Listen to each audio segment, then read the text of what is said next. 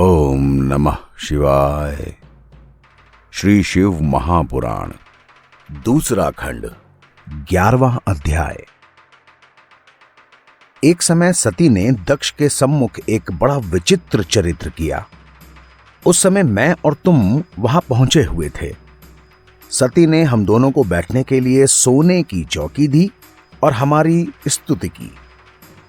हम दोनों ने सती की नम्रता और सेवा देखकर यह वरदान दिया कि जिसकी महिमा अपार है और जिसकी मैं और विष्णु जी सेवा करते हैं, जो किसी दूसरी स्त्री को न चाहे, ऐसा परम पुरुष तुम्हारा पति होगा।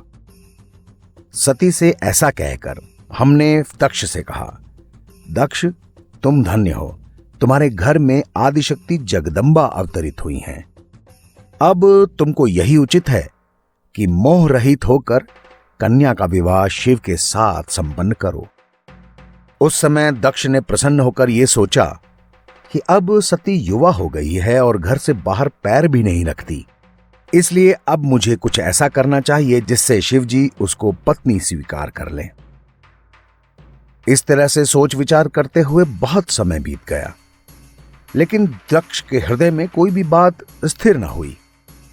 तब सती ने सोचा कि मैं शिव जी का तप करके शिव शक्ति हो जाऊं, लेकिन लज्जावश माता पिता की आज्ञा के बिना वे इस बात को प्रकट नहीं कर सकती थीं। अंत में एक दिन उन्होंने अपनी माता से अपने इस आकांक्षा को प्रकट करते हुए कहा, यदि आज्ञा हो तो मैं वन में जाकर शिव जी की तपस्या करूं, क्योंकि वे बिना तपस्या किए मुझसे विवाह नहीं करेंगे और बिना विवाह के तुम्हारा मनोरथ पूरा नहीं होगा। इसलिए हे माता, यदि उचित हो तो तुम मुझे इसके लिए पिता से आज्ञा दिलवा दो। माता ने सती की बात सुनकर दक्ष को बुलाया और सती की मनोकामना सुनाई। यह सुनकर दक्ष बेहद प्रसन्न हुए। इस तरह सती जी अपने माता पिता की आज्ञा लेकर अपनी सखियों के साथ हाटकेश वन में पहुंची और वहां कठिन तपस्या करने लगी। उन्होंने तीनों ऋतुओं में उसी वन में रहकर व्रत का शुभारंभ किया और पूरी तरह से शिव जी की पूजा की। वे कार्तिक में रोज सुबह स्नान करके शिव जी पूजन करके रात दिन शिव के चरणों में ध्यान लगाए रहीं। माघ में स्नान करके शिव जी की पूजा की और भीगे हुए वस्त्रों से ही नदी के तट पर तप करती रहीं और रात में सखियों के समेत जागकर पूजन किया। उन्होंने फागुन मास की 14 को शिव जी की पूजा की और उन पर अनेक तरह के फूल चढ़ाए और रात्रि को जागरण करके चारों प्रहर उनकी पूजा की। चैत्र मास में शुक्ल पक्ष की चतुर्दशी को टेसु के फूल अर्पित किए, उन्हीं फूलों से शिव जी का पूजन किया। वैशाख सुदी तृतीया को शिव जी का पूजन करके उनके सम्मुख तरह तरह के पुष्पों से नैवेद्य समर्पित किए। ज्येष्ठ मास के अंत में व्रत रखकर सहस्त्रों भटकटियों के फूलों से शिव जी की पूजा की। अत्यंत पवित्र आषाढ़ मास में पूरे महीने व्रत रखकर तरह तरह के पुष्पों से शिव जी का पूजन किया। श्रावण की अष्टमी को वस्त्रादिक दान किए। भादों के कृष्ण पक्ष को काम तिथि में सुंदर सुंदर पुष्प और फलों से अच्छी प्रकार से शिव जी की पूजा की।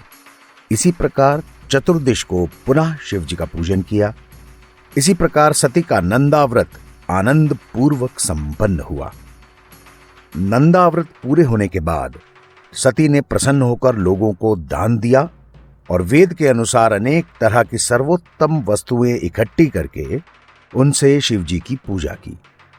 ब्राह्मणों को शिव स्वरूप मानकर उनकी भी पूजा की।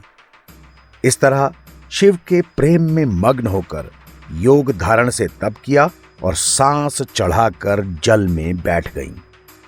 उस समय मैंने और विष्णु ने जाकर देखा कि सती सिद्धों और अमरगढ़ के बीच बैठी हैं और वहां के संपूर्ण जीवों में कोई भी द्वेष भाव नहीं है।